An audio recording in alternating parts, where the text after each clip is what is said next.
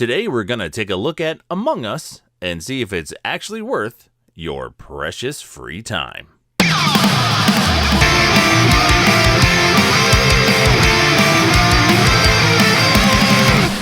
Among Us is not actually a new game like many people think it is.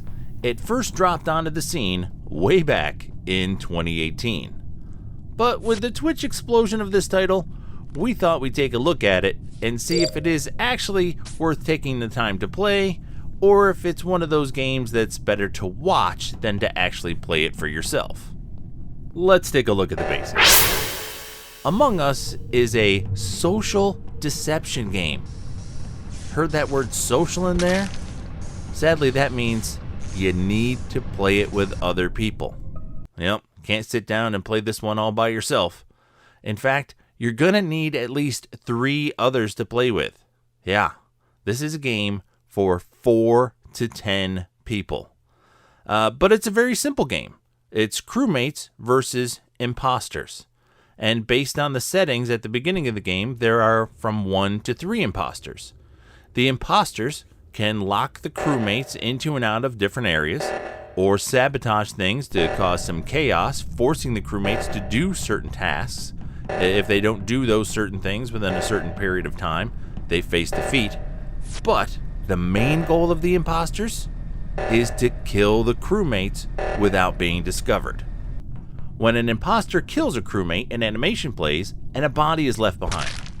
When one of the other crewmates finds that dead body, they have the option to report it, and if they do, the game goes into a voting and discussion phase. This is where things get interesting. That's because if you're playing in just the regular game system, all communication up to this point has been locked out. Players can't communicate at all with one another outside of these discussion phases, and the dead players can't communicate with the living players at all, so there's no way for them to rat out the imposters. This means if you're playing with your friends and you're using some third-party stuff like Discord, you need to use an honor system and stay quiet to let the game really be what it's supposed to be. An interesting thing in this game is that the crewmates don't actually need to weed out those imposters in order to win either. They can win by completing their series of tasks before they're killed. So if an imposter isn't a very good or efficient killer, or if the crewmates are really great at getting their tasks done, they can win without discovering who the imposters are. Also, to help out with this, once a crewmate is killed, they aren't truly out of the game.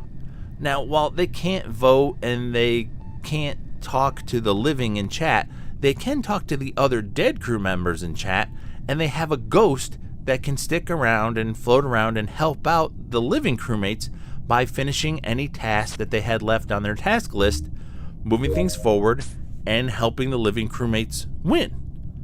I think this is a great way of encouraging players to stick around in a game session and not just bail once they've been killed off. Here's the quick breakdown. As of writing this, there are only 3 maps available, but there are all kinds of tasks to do on each map, and the host of the game can customize the tasks that you have to do and the lengths of those tasks in order to try to keep things fresh. Now, as far as story, the only story I found is that you are a crew in space with someone or something among you out to get you. So there's really not a whole lot of story involved in this game. The game is very easy to play, and it's also playable on multiple platforms and has cross-play available. So if you're on your PC and your friend is on their phone, all you need is the room code and you can play together. It's very cool. The game is very cartoony to look at, it's got simple sound effects, but the kill animations are very entertaining.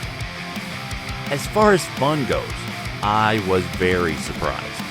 This title is a lot more enjoyable than I thought it would be. The little task mini-games kept things very entertaining, and there's a lot more of them than I thought there would be, and each map has completely different ones. Plus, the longer ones actually add to the tension, because if you're doing one of the longer tasks, you can't see what's going on for a long period of time.